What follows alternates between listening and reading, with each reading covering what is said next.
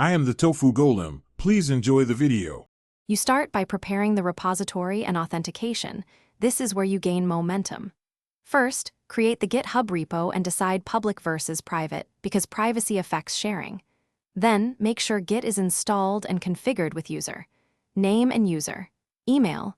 Generate an SSH key or use a personal access token for secure pushes. Finally, initialize your local folder with Git init, Git add, and Git commit initial, so your project is ready to link. Once done with setup, you link your local repo to GitHub and push your work. Add the remote with Git remote add origin and the repository URL, choosing SSH or HTTPS depending on your auth method.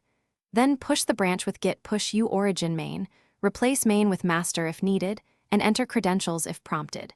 If you have existing commits on remote, fetch and merge or rebase to avoid conflicts. Make sure to name branches clearly, because clarity prevents future merge headaches. Finally, you obtain and share the GitHub link and confirm success.